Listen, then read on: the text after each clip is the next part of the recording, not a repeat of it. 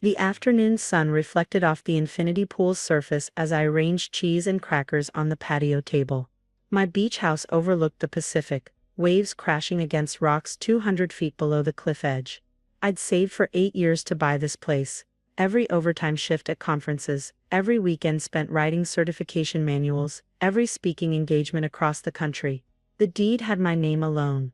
Catherine Morrison, National Water Safety Director. Hell of a view, Dad said, stepping onto the deck. He'd arrived an hour earlier with Mom and my younger brother Trevor. Must have set you back what, $500,000? Something like that, I said, keeping my tone light.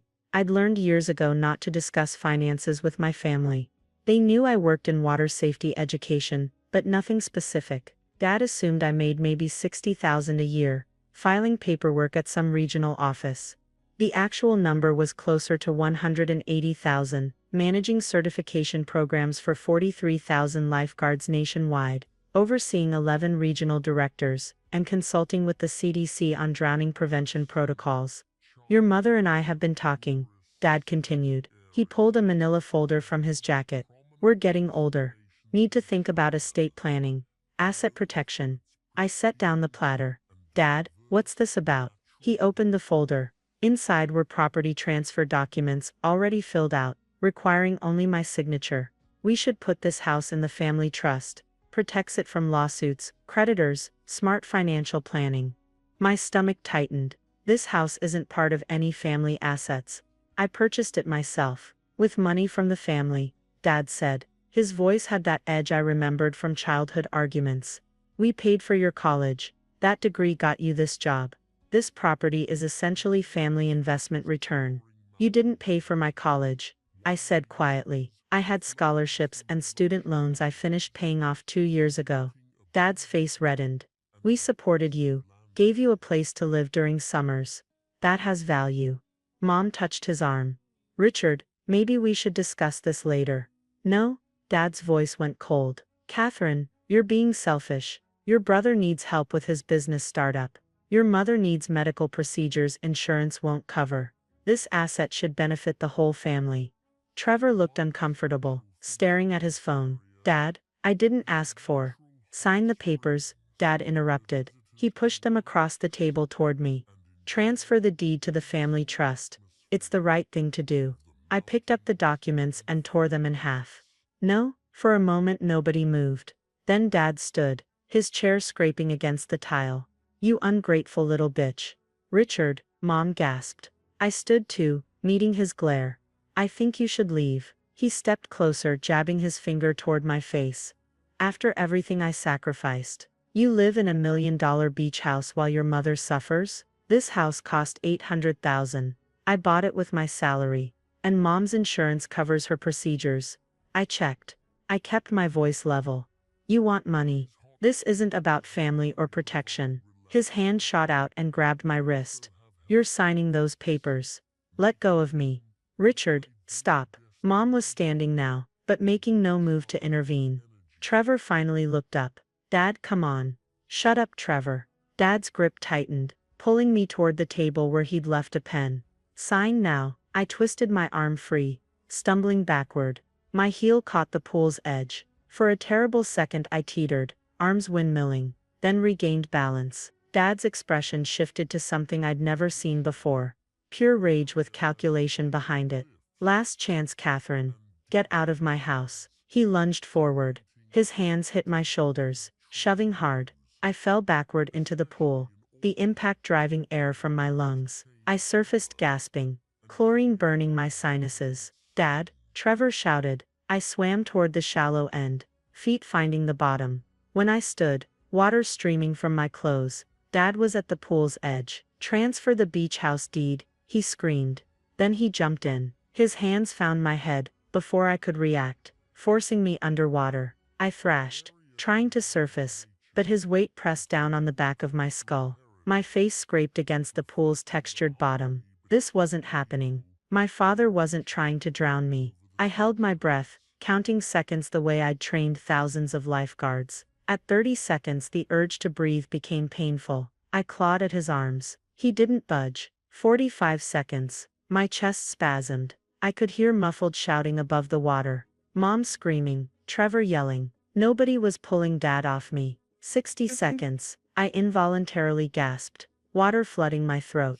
I choked, coughed, inhaled more water. The pool's LED lights blurred into starbursts. 75 seconds. Lungs burning like I'd inhaled fire. Vision tunneling, black creeping in from the edges. My arms stopped fighting, floating limply. 85 seconds. A strange calm settled over me. I was going to die. My own father was murdering me. My last thought was bizarrely professional. This is exactly why we teach the drowning response protocol. 90 seconds. Everything went black. I came to on the pool deck, vomiting water and bile. My throat felt shredded. Someone was crying. Mom, I realized. Trevor was on his phone. Dad stood over me, dripping wet, the torn transfer papers clutched in his hand. Sign them, he said. I couldn't speak, could barely breathe.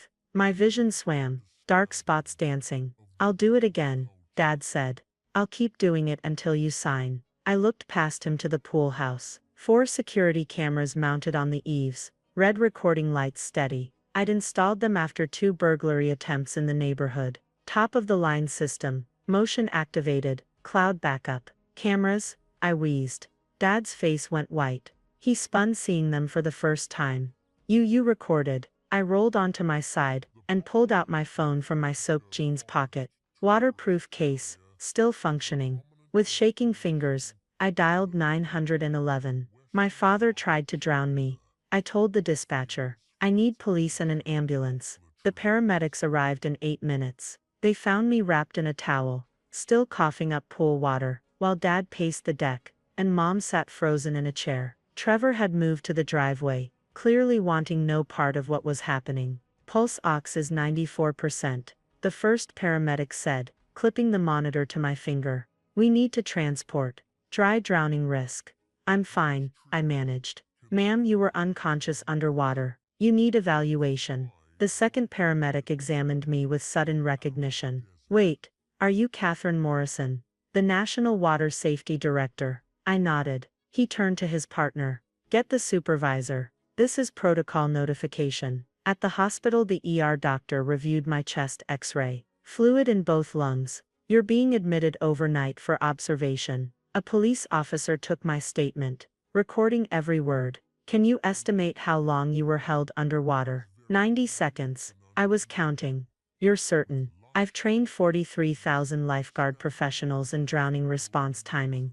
I'm certain. The officer's eyebrows rose. You're the national director. Yes, and your father did this. Why? Property extortion. He wanted me to transfer my beach house to a family trust. The officer stepped into the hallway to make a call. Through the gap in the curtain, I saw hospital security posted outside my room. A nurse brought me forms. Occupation, she asked. National Water Safety Director. She stopped writing. You're serious? Yes, my daughter got certified last summer under your standards. She shook her head. Someone tried to drown you. The person who literally wrote the drowning prevention protocols. My father, I said. Yes? She squeezed my hand. I'm so sorry. After she left, I opened my laptop. Despite the shaking in my hands, despite the oxygen tube in my nose, I had work to do. The security system had already uploaded the footage to cloud storage. I downloaded it, watching the video once. Dad approaching, the shove, him jumping in, his hands forcing my head underwater. 92 seconds by the timestamp. My body going limp, him pulling me out, standing over me with those papers. I copied the file and opened my email. The first message went to my attorney. Attempted murder by family member. Video evidence attached. File charges immediately. The second went to my deputy director. Taking emergency medical leave. You have operational authority. The third went to 11 people. Every regional certification director in my network. Subject drowning protocol notification. National Director assault colleagues. I am writing from the hospital following an attempted drowning by my father during a property dispute at my residence. I was held underwater for approximately 90 seconds until loss of consciousness. Full video documentation exists. Per our institutional drowning protocol, requiring mandatory notification when safety professionals are victims of water-related violence. I am filing this formal report. Criminal charges are being filed. I will be on medical leave for 1 week. The incident occurred at my privately owned residence. No family member has any legal claim to the property. This was an attempted murder during extortion. Thank you for your continued leadership during my absence. Catherine Morrison, National Water Safety Director. I hit send and closed my laptop. As the hospital room phone rang. Catherine, it's James Burton from Pacific Region. His voice was tight with controlled fury. I just saw your email. What do you need? I need the protocol followed, I said. By the book. Consider it done. I'm calling law enforcement in your jurisdiction now. Expert testimony. Whatever you need. Within an hour, all 11 directors had responded. Offers of legal support, testimony, institutional backing.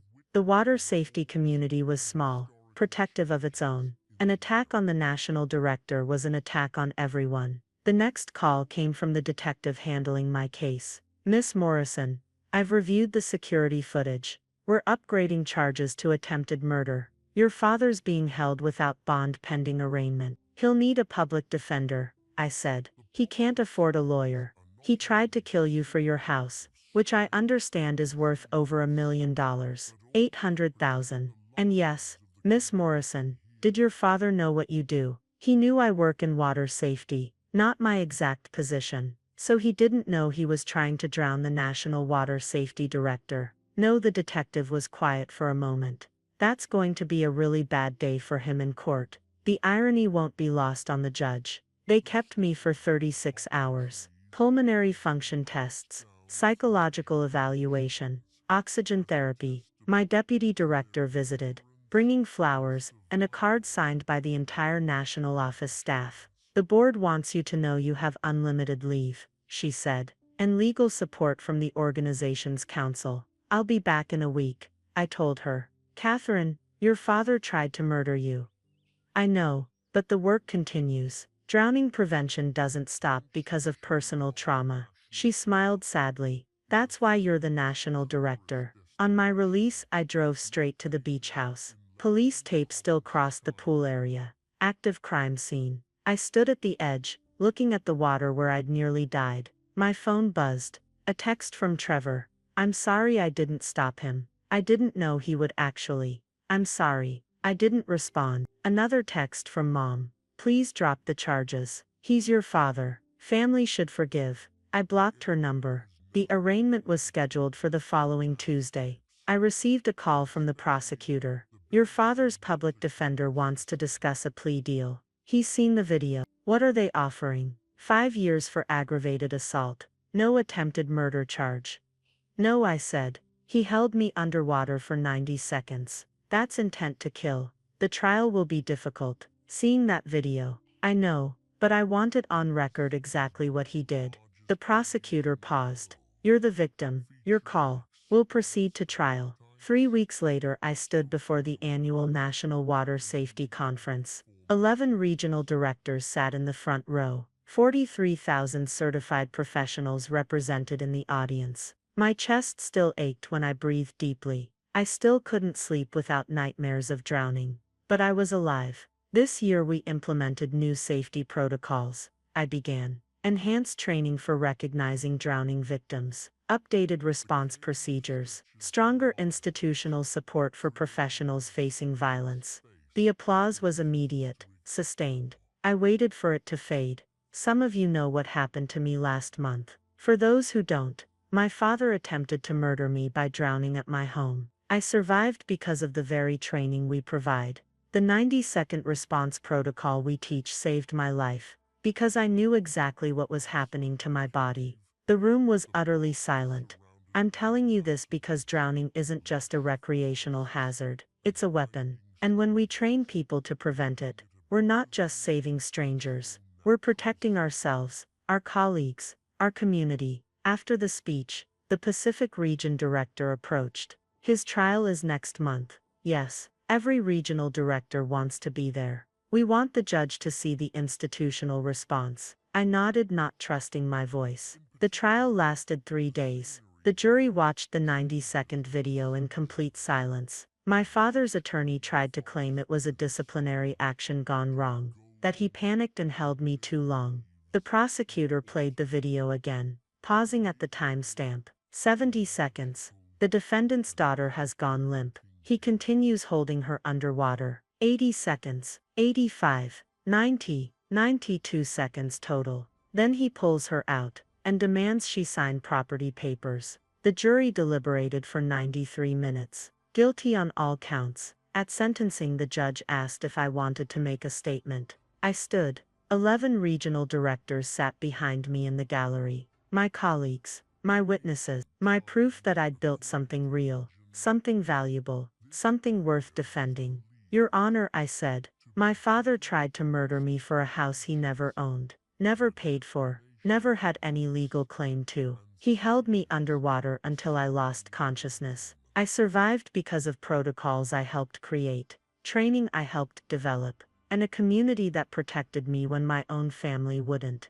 I looked at my father. You wanted my beach house. Instead, you'll spend the next 20 years drowning in the consequences of your choices. One day at a time. The judge sentenced him to 18 years. I drove back to the beach house alone. The pool company had drained and refilled it. New water, new start. I stood at the edge, looking at my reflection in the surface. Tomorrow I'd return to work. Next month, I'd speak at the International Lifeguard Conference. Next year, I'd publish updated drowning prevention protocols. But tonight I'd just stand here, breathing, alive. The National Water Safety Director, who survived the very thing she'd spent her career preventing. My house, my career, my life, all of it mine.